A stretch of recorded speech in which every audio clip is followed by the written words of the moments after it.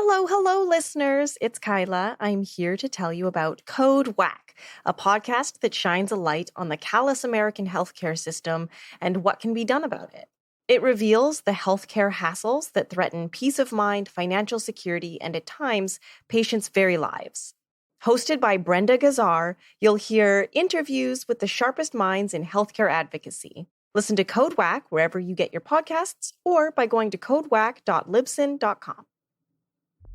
There's more similarities between my living situation and the living situation in a prison institution. Introducing Invisible Institutions, a new podcast investigating the unreported and invisibilized horrors of the institutional system. It was like a prison, and I know that sounds hyperbolic, but it was. Coming February 2022.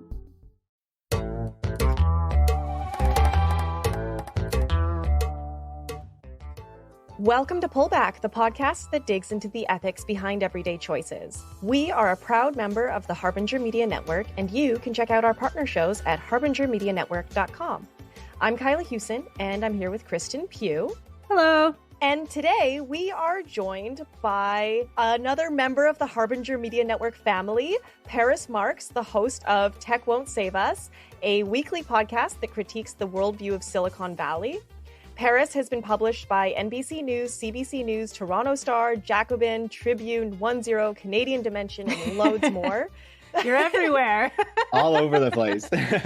Paris holds a master's degree in geography and will be talking to us today about Road to Nowhere, which you were so kind to share with us, and I read it and I loved it. So I'm so excited to talk about this. Thank you so much. That's so kind of you to say. It's good to hear that people like the book. It made me very angry, but in a good way. Yeah. I think that's like one of the goals, right? Great. Can you describe the book to listeners? Because it hasn't come out yet, so nobody has been able to read it yet, but I am really going to strongly urge people to pick up a copy. When is it out and what is it about? Yeah, July 5th it comes out. Just certain select people have been able to read it so far. But yeah, everyone will be able to pick it up July 5th. Comes out from Verso Books, you might know as a big radical publisher. But obviously it's available from like Chapters or Amazon, even not loving them, but anywhere you want to get it, it's likely going to be there. Yeah, so the book is kind of it comes out of my master's research, actually. And so the goal was really to look at Silicon Valley's ideas for the future of transportation, self-driving cars, ride-hailing services, all these things that they're after proposing, and to see, what the promises that were made were, what the history of these ideas is, and if they were realized, or in the cases where they have been realized, what is the kind of real effect that they would actually have on our societies? Would they solve the problems that all of these tech billionaires and founders and whatnot claim that they would? And then in doing that analysis, I also kind of place those ideas within a broader history of automobility and of the tech industry, so we can see how those industries have also been shaped by capital, to serve particular interests and companies and whatnot over the course of many decades, a century or more.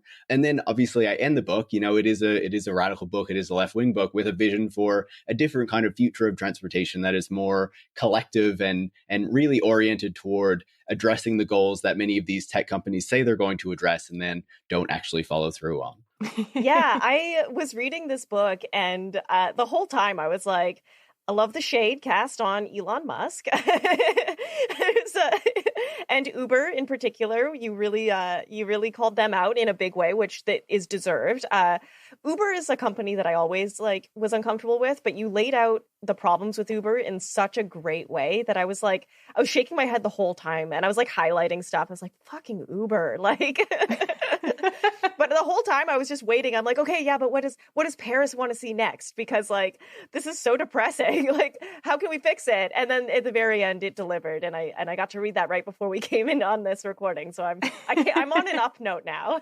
I feel like Lizzie O'Shea who wrote Future Histories, is an Australian, lawyer and does a lot of work on technology and technology policy. She told me, she was like, each of your kind of chapters on the criticism of these ideas that Silicon Valley has had for transportation, like a chapter on ride hailing, a chapter on self-driving cars, should probably end with like a more positive spin, like how this could be used in a positive way.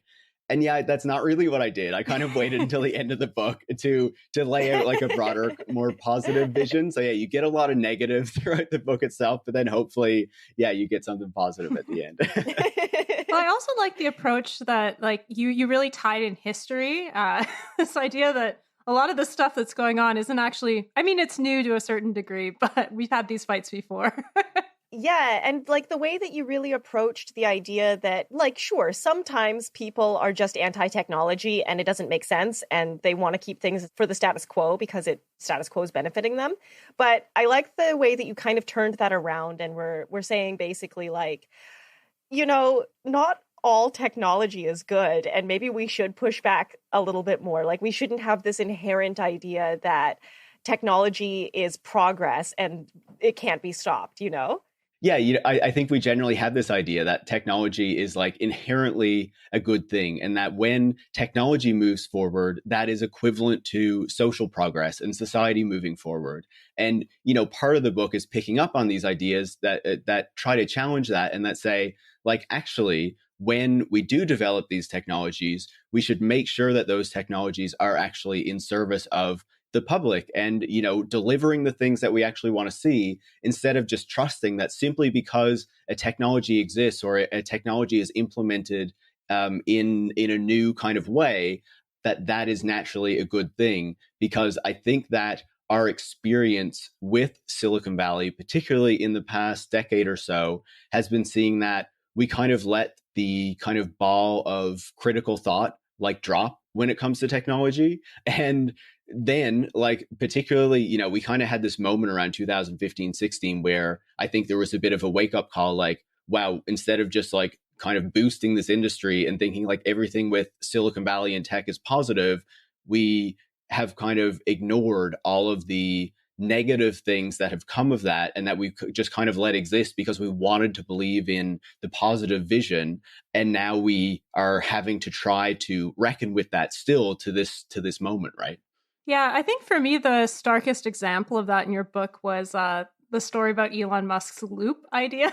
Maybe you could talk a little bit about that. I hadn't even heard of that before. And I was like, of course, Elon Musk would want, like, I knew he wanted to build tunnels, but like the actual story of like what a colossal failure they are and would be if realized, I thought you did a really good job of illustrating. But like, of course, Elon Musk wants a tunnel that only he could use to get through like traffic. Yeah, like it's such a wild like idea too, and one of the things that's in the book and that a lot of people don't realize who even like know about the tunnel idea is that before Elon Musk came up with tunnels to solve traffic, his solution was to just add a second layer to highways, and that would be our solution, like double-decker highways, right? And that was obviously not going anywhere, and so then he came up with this idea that there would be all these tunnels underneath the city and we would use those instead of the roads, and then that would solve traffic. And it's so funny then to see how the idea has developed from initially his proposal was to have like 100 levels of tunnels underneath Los Angeles for cars. And now like it's literally like an amusement ride at the Las Vegas Convention Center, where you can like have a Tesla test drive and like have these little flashing colors. Like it's literally like Disney, like a little Disneyland ride for like Elon Musk enthusiasts, right? And like it has not delivered on like anything that he promised it would. And so it's just like another example of these ideas that just people like Elon Musk, make all these grand claims about like it's going to solve traffic and blah blah blah, and then in the end it ends up being this like complete joke. But even if it had achieved, what Elon Musk wanted it to be, even if he was able to build these tunnels in Los Angeles, as he initially proposed, like there would not be the room for everyone to like stick their cars in them and for it to solve traffic. It would naturally be something that would serve rich people like Elon Musk, instead of like the general public. And it's like, this is just the way these things work out so many times. Yeah, and what I really liked about reading your book in particular is that I find a lot of socialist solutions to problems are often very like anti-tech in a way that doesn't understand tech and the potential for tech to improve people's lives. Like there's a reason that people love the idea of technology leading the way into a better future, because like technology has improved our lives in a lot of ways. And I think that like you, as somebody who is in like this space a lot, recognize like this is why people like the idea of techno solutions. This is why the techno solutions that we've been offered by rich men in Silicon Valley aren't what we should be dealing with. And your solutions at the end of the book don't necessarily push away the idea of tech entirely. Like I find so often that people in the socialist space that don't understand tech want us to just go back to being like, you know, like fur traders. And I'm like, well, there's problems then too, right? Yeah, I definitely don't want to like regress in that kind of way. But yeah, you know, I think it is really interesting because like, once again, you know, we can see that technology has had material benefits. And certainly like for me, the kind of way that I come to criticism of technology, like, you know, in the book, but also more broadly with the podcast and the other writing that I do is like, you know, I'm someone who was really enthused by technology at a young age, like really into these kind of things. You know, I'm not a coder myself or anything like that, but like, you know, these ideas are things that I was into. And I think even if we think like more broadly about the culture, like, you know, we've been promised these future visions and these future visions that would be realized by technological advances for a long time, like, you know, in different forms for centuries, I'm sure, right? Or at least well over a century. And, you know, even when we think today, like so many of the billionaires in Silicon Valley who are proposing these kind of futuristic visions are often couching them in the language of science fiction and like science fiction stories that they read as kids, and that like a lot of people would be familiar with. And so there's this natural desire to want these things and then to just kind of extend that desire to believing that simply because, you know, again, there's a new technology that is going to mean social progress and we shouldn't question that. But really the key is not inherently to like hate technology and think that technology is the problem, but to recognize that technology under a capitalist system is serving capitalist aims, right? And so if you do want to develop technology that is in service of the public good, then you need to like explicitly deal with the politics of that technology as well, instead of just assuming that, you know, technology is there, it's just a tool, it'll inherently do positive things, right? And so, you know, we need to kind of complicate that motion and reckon with the politics of technology just as we reckon with the politics of so many other things that we deal with in everyday life. And one thing that maybe would be interesting for listeners is, you know, in the book, you really tie a lot of the problems that we're having now to sort of like this original problem with the car. So can you sort of describe what that issue is? Why is the car problematic? Yeah, for many reasons, right? And I think the key here, right, is in doing that in the book, I think having that historical piece was important because especially like in the moment where we are today, yes, there's some more questioning of the car and the role of the car, especially at a moment when gas prices are through the roof. But the car is largely normalized especially in like Canadian and North American society, right? Like it's a key piece of the idea of Canada that we've been sold. You know, most Canadians live in suburbs.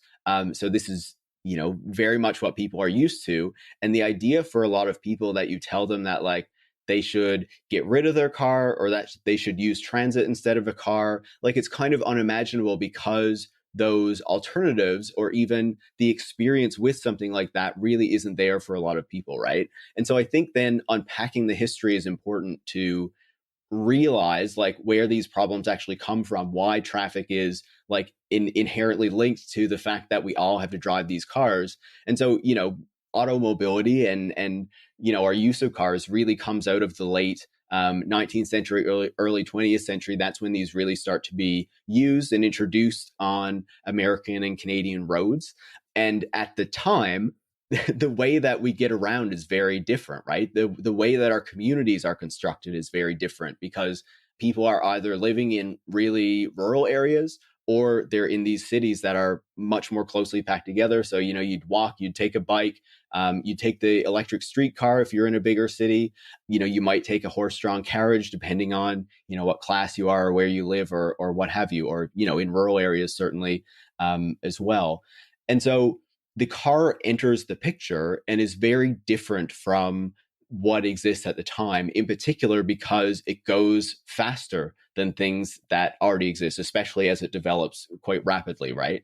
And so that kind of breaks this norm that existed to that point and is really an intruder for a lot of people because that is not how people got around at that time.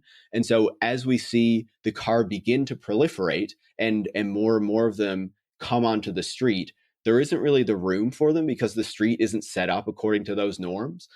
But also people are used to seeing the street as like a public space, right? Even though there are these different forms of mobility that are happening on the street, it's also a place where people can freely walk. The side streets are where children would usually play, especially like in an urban place. And so then the car enters and all of a sudden the car is a threat to those people because it starts to kill more and more of them. You see the first death by a car in 1899 in New York City, and that's like considered a big deal, right? The people that affects most of all, those deaths, are children and young women. And naturally, those are people and groups that are considered more innocent. And so there is a big backlash to the role that the car plays and the position that the car holds in the city, because, again, the infrastructure and the roads are not made for cars already. They are entering into roads that are made for a different kind of mobility, a different kind of community. And so there is a lot of backlash. There is a lot of people campaigning to restrict cars, to ensure that they don't have the kind of ability to just go everywhere, to enter onto the roads in that way, to ensure that they're not killing people, really, at the core, right? Oh, we solved that problem. Yeah. It's interesting, actually, like even to be having the discussion at this moment. Like in Canada, I don't actually know how the stats have been developing. I believe it was like 17 or 1,800 people died in 2019 on the roads in Canada, something like that. But in the United States, there's actually like a significant increase in the number of people dying on the roads in recent years. It was just out the other day, last year, almost 43,000 people were killed on American roads. That's up 10% from last year. And last year was already a record that was up like a significant amount from the year before. So like, it's actually wild, like what is happening right now, particularly in the United States when we think of like road deaths and things like that. But essentially, to kind of tie up the story and not to go on too long about it, there was this opposition to the car by a lot of groups who were seeing its impacts on the streets, particularly in cities. But then obviously there were a lot of interests that were tied to the car, automakers, rubber people for tires, oil companies, especially as they grew, real estate interests and all these sorts of people who saw a really material gain from the car taking hold because of then how you change the infrastructure, you change the way that communities are designed, you start to build suburbs over time. And so those groups really end up forming a powerful interest that is able to push forward the remaking of streets for cars, the building of highways, the expansion of suburbs, the mortgage insurance that makes it much easier for people to be able to buy their own homes. So that really remakes, the shape of North American communities and North American transportation systems. And of course, it happens in Europe and other parts of the world as well, to be oriented around the car to serve those profit interests, right? I think one thing that we kind of forget when we think about the car today, it's like, we own the car, we drive everywhere, but we also tend to forget, I think, when we think about the cost of the car and the ownership of the car, is how many, it needs to go for maintenance, it needs to get oil. Like you're relying on so many of these other kind of companies and producers that benefit, that take a cut from everyone owning a car. And so there's still a lot of, even as we recognize its contribution to like climate change and environmental issues, there's still a lot of people who support the continuance of our reliance on it because it makes, profit for a lot of different interests and sectors. Yeah, one of the things that I found really interesting about reading your book is just thinking about how normal it is to assume that the car is the way everybody gets around. When really, if you take 10 seconds to think about it, it's a super inefficient way to organize transporting people. Yeah. I had never thought about the class dimensions of that either, that it was sort of, maybe you could talk a little bit about that. Sure. Yeah. When the car emerges, obviously the people who are owning them most of all tend to be upper class people, right? And it is seen as something that is, cars are seen as like touring, like you can go drive around in the countryside, things like that, right? Especially in the early days, before it becomes more of this mass mobility sort of object and product, but for automakers and for interests that are associated with it, just having this kind of niche product isn't as profitable for them. And so there is a natural desire to increase the number of people who own a car. And it's interesting because I actually read some work by a scholar named, what's his name? David Gartman, I believe. And he kind of suggested that one of the things about the car and by expanding car ownership is that you then have people who have this kind of piece of property, this kind of stake in the system that they own, right? And so as you expand it, more and more middle class and working class people start to own cars. They have that kind of connection to the system. They're paying for it over a number of years. It's a similar thing with a mortgage, right? The idea that you buy this home and then there are surveys that show that homeowners tend to be more conservative than renters. Because you have to pay this thing over a long period of time, you need, or you hope to have this stability in your employment and what's going to happen. So you don't want change that is going to really upend things, right? Because you have these responsibilities, right, that you have to keep up. And so when we think about mobility today, for a lot of, upper class people, ownership of a car would not be an issue. I think we see even more and more people who are in the middle class. Once again, we underestimate, I think, the cost of car ownership. The CAA in Canada estimates it somewhere between $8,000 and $13,000 a year that it actually costs to own a car. When you consider gas, maintenance, insurance, all these sorts of things, the total cost of actual ownership. And so that's really significant. That's a huge cost, right? That people don't consider, that people downplay. And so, that is increasingly a stretch on middle class people as wages have, stagnated over a number of years, as we're seeing higher costs with inflation and rising gas prices. But for people who are on the lower income side of things, that is a huge cost. And a lot of lower income people wouldn't have a car altogether. And then they're left relying on our public transit systems that are underfunded, that don't properly serve our communities. And often unfortunately, the parts of the city that are best served by transit can also be places, especially as we've seen these really huge increases in the cost of housing, would be increasingly unaffordable to the very people who need access to it most. Yeah. One of the things that made me angriest about the book. Yeah, I mean, as someone who lives in Vancouver, I chose to live here because it's the most walkable city in Canada, and it's still very car dependent. In a way that when I was doing tours back before the pandemic, I would tell this story whenever we were crossing the Lionsgate Bridge about how nobody wanted this bridge when it was built, right? The Guinness family built it, and they wanted to be able to have easier access to their property on the other side, on the northern shore of Vancouver. And the city was basically no, you cannot build a road through Stanley Park. This is a beautiful park that people love. You can build this bridge over our dead bodies.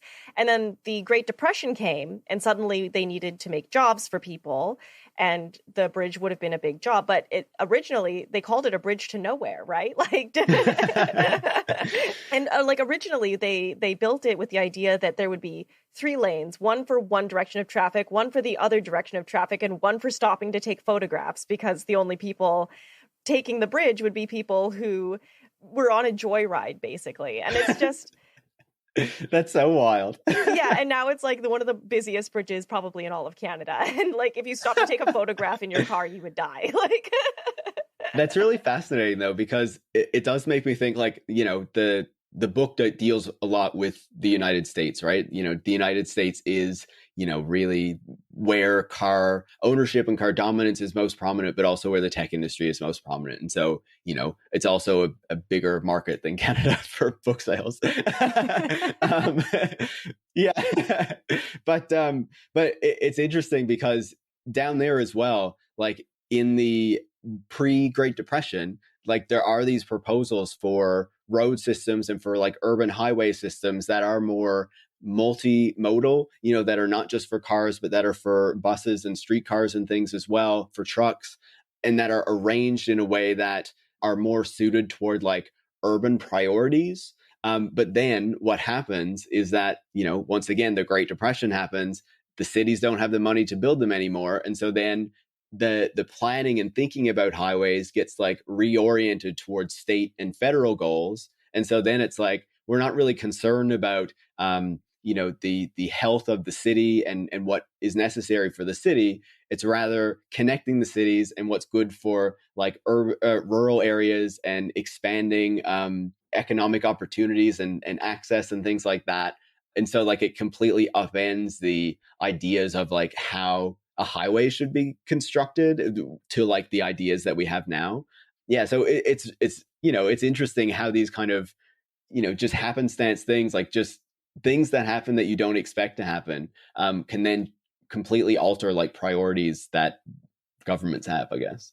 Yeah, I think that's really interesting because it's not part of what you think about when you hear like the story of the Great Depression, right? You hardly ever hear that it's sort of like this inflection point for transportation. And your book not only talks about that in terms of roads, but also in terms of like the taxi medallion system. Yeah. Which I had always wondered what the history of that was, especially since, Uber came in, So maybe you could talk a little bit about the history of taxis. That might be interesting for people. Yeah, absolutely. And, it's probably a little bit different for Canada, once again, like how things actually played out. But, in the United States, taxis weren't necessarily things until they became regulated later. And what happens in the Great Depression and in these economic downturns more generally is that one of the ways people who are out of work try to then make money is by providing rides to people, who will pay for them. The jitneys is one example of this, and it's an example that Uber CEO Travis Kalanick used at one point to create a historical analogy for what he was trying to do. And obviously he framed it in a very particular way as like, these are, entrepreneurs who are, going out and providing this service, and it's a shared service instead of like the personal ownership of the automobile. And the interesting thing, of course, is at the time the jitneys emerged, the main way that people would be getting around would be like, in the electric streetcar, right? Not through the personal ownership of an automobile. And so it's kind of disrupting that. And one of the interesting things is that the electric streetcars at the time are like highly regulated, and they have to pay certain taxes to the city to ensure, in some cases, they also have to ensure that the road is like properly paved. Like that's their responsibility, not the responsibility of the city. And so when the jitney comes along, it starts taking away, with the jitney is basically like a kind of proto taxi service that kind of runs like on a regular route, sort of like we would expect from a bus, that has a regular fare, but will also go off of that route to deliver you somewhere specific if you pay a little bit more, just to give people an idea. And they were usually run with the original kind of Ford vehicles that were around at the time, that wouldn't be too old at the time.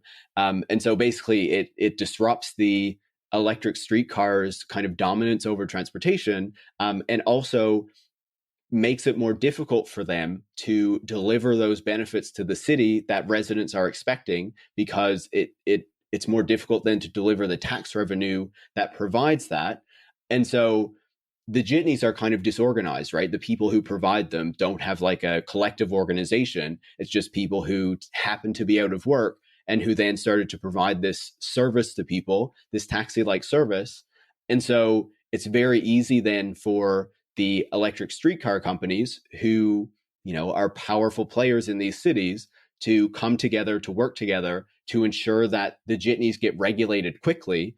And that kind of kills the economic model of the jitney because they're already kind of just operating on the line. They're not making very much profit. And so to have to pay some kind of tax just makes them completely uneconomical, right? And within a few years, they're basically wiped out. And so, the electric streetcar is in charge again. But what we see, and this kind of goes against the tale that Travis Kalanick, the Uber CEO, tries to weave, is that still we have the personal automobile then overtake it. Like, if the jitney's defeated, you'd expect, we'd just still be taking the streetcar right now. But that's not what we do, because there were other interests at play that ensured the car came to dominate, right? And so, at a certain period, the cities start to regulate taxi services because it's clear that, this is something that is going to exist within the city, and it needs to provide a certain degree of benefit. And, the downsides of it need to be regulated so it can operate within the context of the city. And so then a lot of the taxi regulations recognize that there needs to be a particular fare for the taxi to be able to provide a good living for the driver, to be able to provide a decent revenue stream. But, the number of taxis also needs to be regulated so that you don't just have like as many people as who want to become a taxi driver enter the street and create a ton of traffic, right? And so you need to kind of balance all of these different goals, providing a good living for the taxi driver, ensuring there's not enough traffic, still ensuring that people can get a taxi when they need one. And then Uber kind of in entering and in saying that it's not a taxi company and taxi rules don't apply, and having enough clout because it is this kind of centralized, monopolized tech company to ensure that it's not properly regulated. So it kind of explodes those taxi regulations that have already been chipped away at over the course of a number of decades so that anyone can enter and become a taxi driver. And then we see the increase in traffic, and the fares are determined by the company. And so then the taxi or the Uber drivers start making a lot less money because, you don't have then the protections of the regulation. So, it blows up this kind of system that worked somewhat well, that provided a decent standard of living for taxi drivers and, a decent service and what have you, to this kind of unregulated service where Uber is really making the decisions about what a taxi looks like. And I think a really interesting development, I'll stop talking in a second, is that Uber just recently announced an agreement with the taxi companies in New York City to offer like actual yellow cabs on its app. But, at that point, Uber is in control of a lot of the aspects of how that works, right? And so I think that kind of creates a lot of questions then. If Uber is in charge of the traditional taxi service now too, is it making the rules? And at what point, or does the city ever step back in to really enforce some degree of regulation over things, right? Because part of the reason is that Uber has been having trouble getting enough drivers. Uber still hasn't really become a profitable company despite operating for more than a decade, losing billions of dollars. And so they need their investors are now demanding that they turn a profit or that they show some degree of like positive revenue. And so they have had to cut back the incentives that made their rides cheaper than a taxi service for so long. And so, it's just all these dynamics are changing. And so, how does that reorient the picture? How does that change things? I think that's a question that's kind of still up in the air. Yeah, that's fascinating. And I love the history that you brought to your book in just shaping the world that we're in now and just explaining how we got here. And I was just wondering, you did a really good job in your book of taking the steam out of the electric car. And I would just say, I want to know what you would say to an Elon Musk apologist who I should preface this. One of my favorite podcasts, the host is a billionaire apologist, and and I love the host. I love him so much, and so I'm not going to call him out because I'm probably just going to send him an email separately at one point. But this is where we find out that Kyla listens to Jordan Peterson or something. I didn't realize what kind of podcast I was coming on. Yeah. Yeah. Surprise. No, but a point that this podcast likes to make is that Elon Musk has come in and completely reshaped the idea of the car and what should be expected of the car. And they're basically saying, like, thanks to Elon Musk, we're now envisioning a future that might be like carbon neutral, or he was the only person to come in and really like take a chance on the electric car. And now there's electric cars everywhere thanks to him. And I'm just wondering, like, what would you say to my friend on that podcast? It's interesting, right? Because that is the way that things definitely get framed around the electric car. Like, say what you will about Elon Musk, at least he has made people more interested in electric cars, right? Maybe to a certain degree. I actually, Tesla is a company that was founded before Elon Musk, right? Elon Musk came in later as the money man and then took over the company, kicked out its founders, started saying that he was the founder of the company, even though he wasn't. And then a later settlement with one of those founders made it so it was okay for him to call himself a co-founder, even though he was not. Interesting story there. I tend to believe personally, and certainly people can disagree with me, that I think Elon Musk just came along at the right time. I think electric cars were already kind of going to happen. What we saw it was around the turn of the millennium, late 1990s, early 2000s, we were already seeing the increase in interest in electric mobility as there was both the recognition that climate change was becoming a big problem. And also, around that moment with the wars in Afghanistan and Iraq, there was also the kind of recognition of what oil reliance in the United States was, kind of forcing America to keep going on these wars to secure its oil supplies and things like that, right? The Iraq War is really the one there. And so I think there was already a growing interest in electric mobility. California had a particular law that was in place that was going to force automakers to start supplying electric vehicles. And then that was changed because of some automotive industry lobbying and things like that. But this was already kind of taking off. This was already happening. This was already developing. And so I think that for me, Elon Musk is a guy who comes along at the right time, who has the tech image that the media, that the public is really looking for at the time, and is able to really capitalize on that, because right around 2008, 2009, when there's the introduction of the Roadster, we have the recession, we're coming out of it. What is going to be the solution to our economic troubles? Elon Musk and the tech industry more broadly are perfectly placed to receive that attention and to say, look, we are going to save the American economy. We are going to solve climate change. We are going to do all these amazing things, right? And so then I would actually say, when we look at Tesla in particular, a company that was saved by the US government, by Obama, and the bailout that he was able to give the company so it could keep operating. There's a ton of moments like that in Tesla's history, and certainly Elon Musk more broadly. He's very reliant on public subsidies that many people don't realize. So I guess I would say Tesla is important, no doubt. And it has made people interested in electric vehicles. And I think there are two sides to that. I think electric vehicles are certainly important. I think electric mobility more broadly is important because it does reduce the emissions of the vehicle by taking away the oil and the diesel that fuels the vehicles, right? But then I think one of the ways that Elon Musk in particular, especially at this moment, is really hurting us is that right now, in this moment, as he's going through this kind of, I don't even know what you'd want to call it, explosion. Like I don't know how to describe his current like public persona and what he's doing. But there's a lot going on with Elon right now.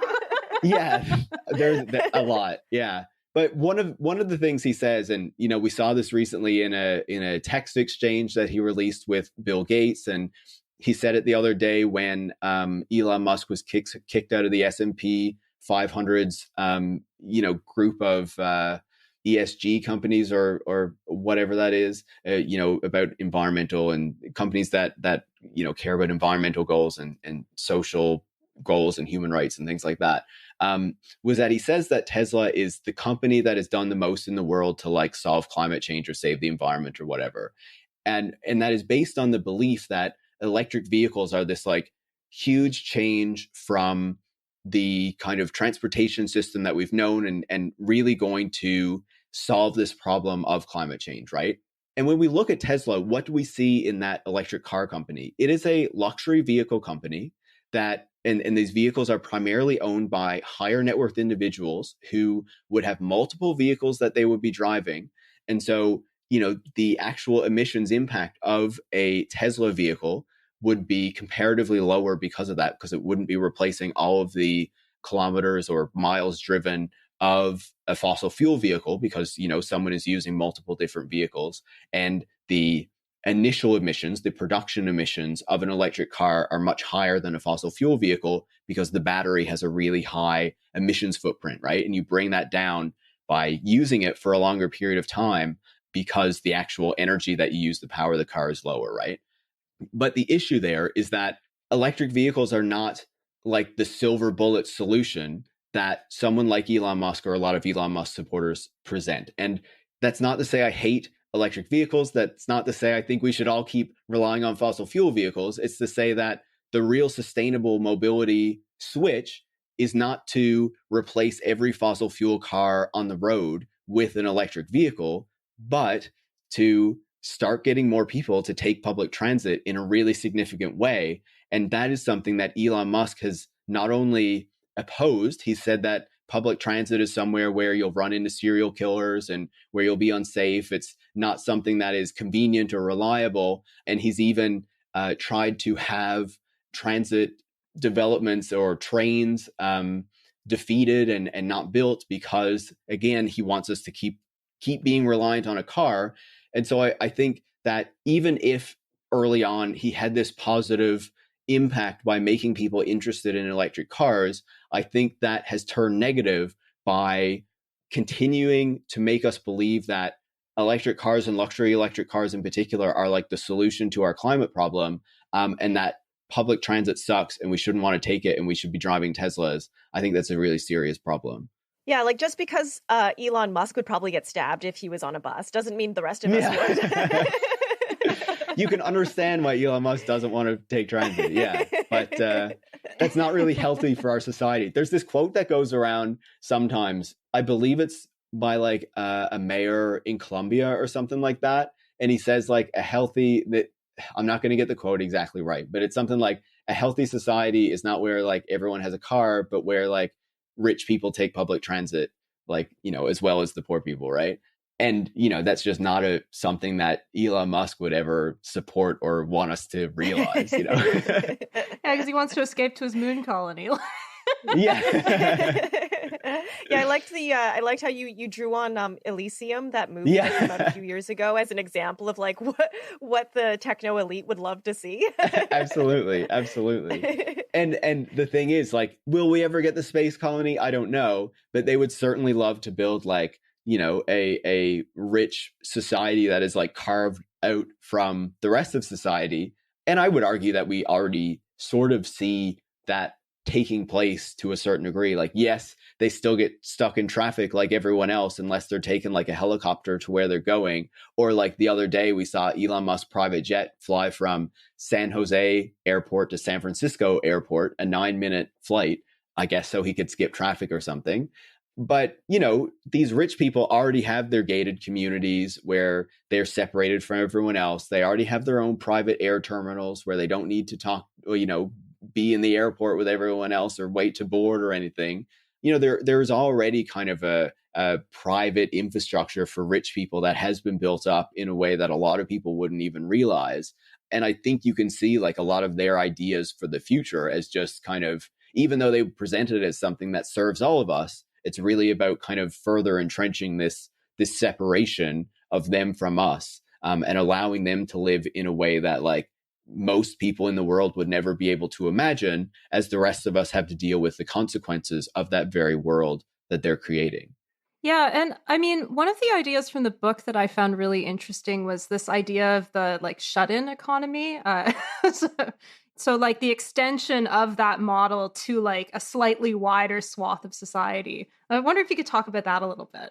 Sure, yeah. So the Shutin economy is something that Lauren Smiley, who now writes for Wired, I believe, at the time she wrote for Matter, wrote about in 2015. She came up with the idea, and essentially it's like, I think it's something that people would be much more familiar with now, but like at the time in 2015, this was something that was really novel, as like these gig economy and delivery services were really beginning to take hold, as people were beginning to use Amazon a bit more often. And so she was in Silicon Valley. All of these things were adopted first by Silicon Valley tech workers, because really it was designed for and by Silicon Valley tech workers and then kind of sold to the rest of us. And so she was kind of writing about how in Silicon Valley, there were all of these tech workers that were making like, quite good salaries, who were in these like nice houses and like really fancy apartment buildings, but were not going out and doing their own shopping. We're not doing their own cooking. We're just getting everything delivered to them through Amazon and through these gig economy services. And they were even kind of able to separate themselves from the people who were doing those deliveries. So you had this further divide between the people who were being served, these tech workers who were on good salaries, who were kind of farming out their chores to these gig economy workers. And then those workers themselves, many of whom, let's remember, were people who lost jobs in the recession of 2008, 2009, then were unable to find, a new job as things came back, and found themselves stuck in this kind of precarious labor market and turned to gig economy services. And so there was this greater divide between the people who could access these services, who could use these services, and then the growing pool of people who were delivering these services to that very pool of people. And so, I was actually talking to her a few weeks ago, and we could, I think, really see this more in the pandemic, when, especially early on in the pandemic, we had the lockdown, everyone was supposed to stay at home, but some of us were staying at home, and then other people were out picking up food, picking up groceries, and delivering it to the other people. And so I think that you can really see this divide. And, I do worry about the kind of society that creates, right? Like, where you have these people who are on stable jobs, who now can work from home if they want much more easily, who, are earning good salaries, who have that stability. And then other people who are kind of dealing with constant precarity, whether it's the people working for the gig economy services or the people who, are making the food at the restaurants, the fast food places, whatnot, who are also quite precariously employed usually, or on low pay, and the kind of lives that they have to deal with, and how we increasingly have this more and more unequal society where we are kind of divided between those two groups. And there doesn't seem to be so much of like a recognition or like a desire to actually address those things by people in power. Like, we saw in Ontario recently, there was the discussion about how to regulate gig work, and they wouldn't even go so far as to make them like employees with like minimum standards, right? Even though gig work really is kind of the return to piecework that, was supposed to be kind of unimaginable in the global north. But, now technology is allowing us to bring it back. So yeah, it's not a great trend. No, it's it's not awesome. Yeah, and that Shutin economy, I think, is like a big part of why we're seeing so much like division politically, like, because nobody's interacting with each other anymore. If you don't have to interact with someone outside of your own circle, then you don't. And that's especially a problem. And I thought you illustrated this really well in the book. This is especially a problem for those in Silicon Valley and the tech bros who are designing a world based on their own experiences, and they've never spoken to somebody who might be in a wheelchair using a sidewalk and gets blocked in the street by a delivery robot, Exactly. And like, I think you can see that in so many of their like ideas and their like technological solutions. It's very much like, this is a problem that I ran into personally in my life as a usually white guy of like a privileged background who probably has quite a bit of money. Elon Musk runs into traffic and then he tweets out from his phone that he's going to make tunnels to solve traffic. And then this actually becomes like a business plan, right? that doesn't make any real sense, but that he pursues and that people believe in. Or Travis Kalanick, the founder of Uber, who says that, they were having trouble finding a black car, or people were having trouble finding taxis in San Francisco. And so they made this app to just completely destroy the taxi industry. That's not how he would describe it. That's how I would describe it. And kind of blow up the transportation system because he personally had trouble finding a taxi, right? And so there's so many examples of this in Silicon Valley in particular, where so many of these solutions are things that people in the tech industry who are a particular kind of person generally have had trouble with. And then they create that as a service. They sell it as the future, as solving these like much bigger problems than they actually ever set out to solve. And then, pushing that on the rest of us and telling us that this is like a global solution that we all need to embrace without actually considering the consequences. And then like a decade later, wondering how they've lost $30 billion and never turned a profit because like nobody actually wants this stuff. But it doesn't matter. The people that like got in and invested have made their money. It's like the mooks that came in later that are screwed. Yeah, exactly. Like even though Uber's share price has tanked since it went public, the people who bought in really early, who were the early investors, they got out right when, the IPO happened. So they made a ton of money, right?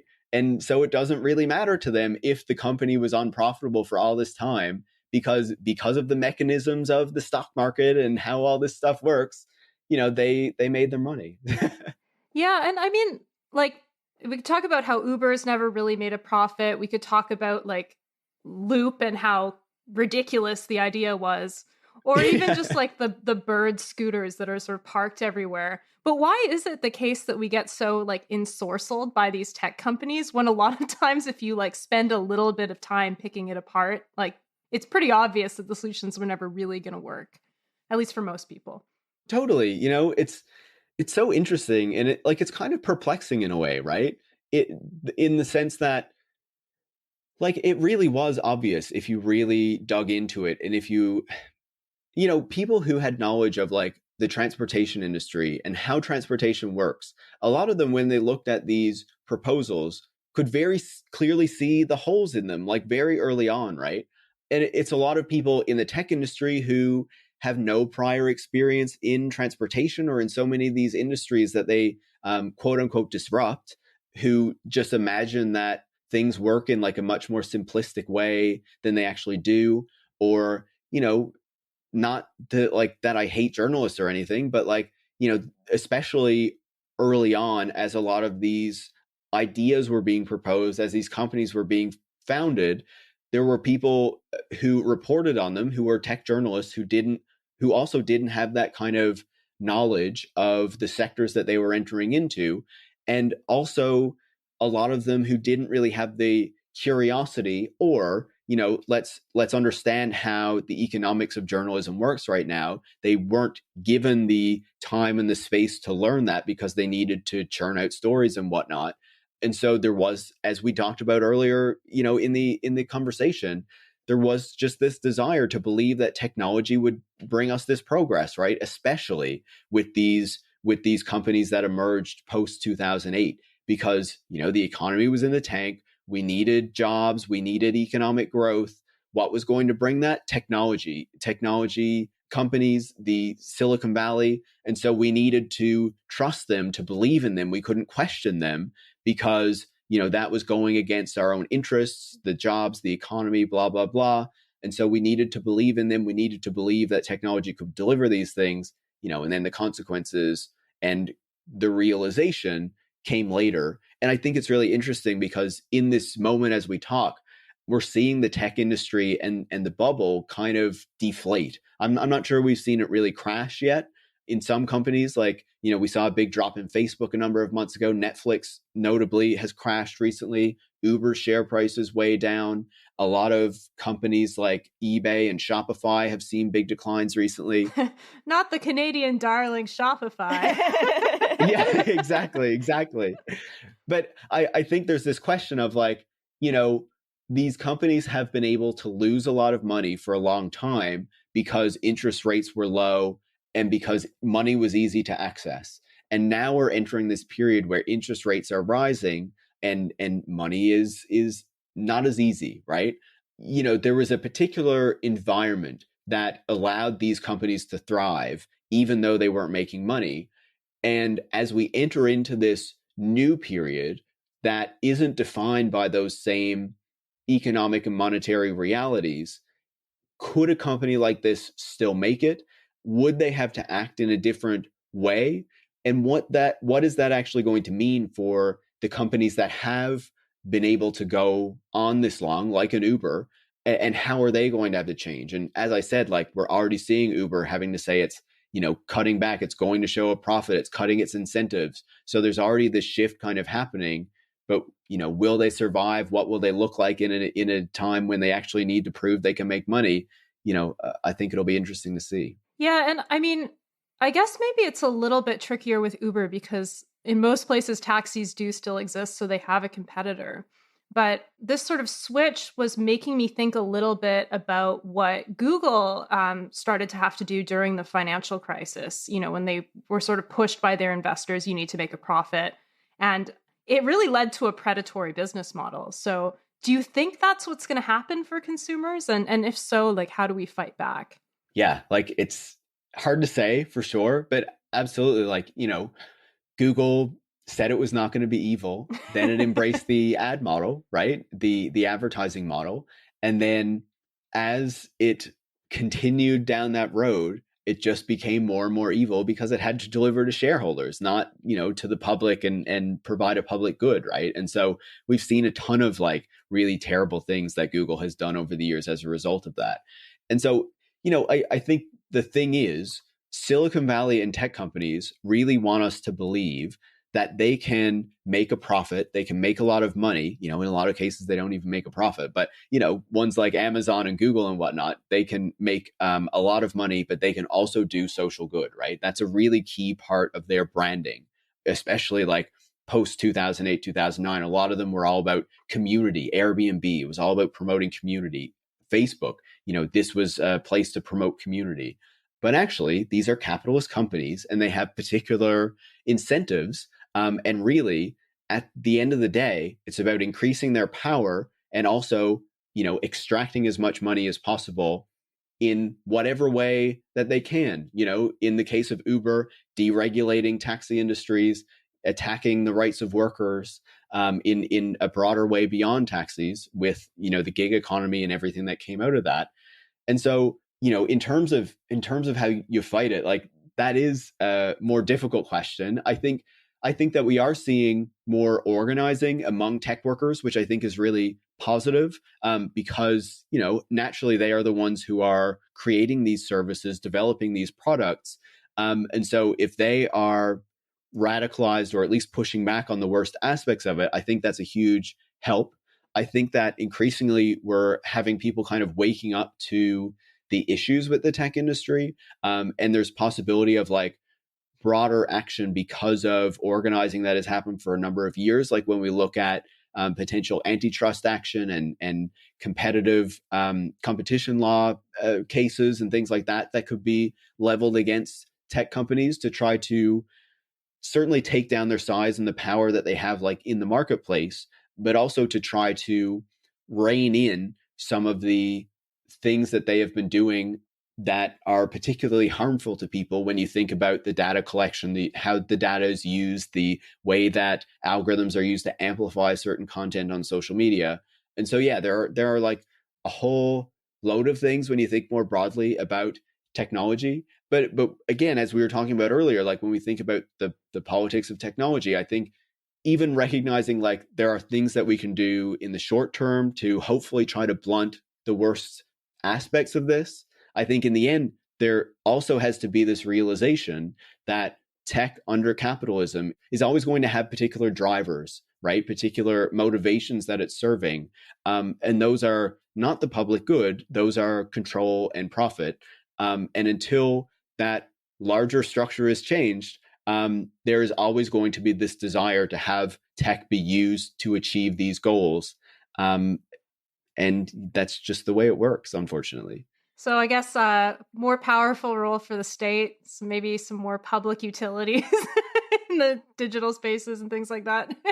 Totally. Like those are all pieces of it. Obviously I think that the state has a role to play. And I think that is problematic in some ways, because obviously I also don't have a huge trust in like the American government or the Canadian government. And so, you kind of have to juggle these two thoughts at the same time. But really, if we are going to rein in the tech companies, if we are going to develop technologies and solutions that actually address these problems, you do need a role for the state or like some kind of public company, like in the way we have, public media like the CBC. Again, not perfect.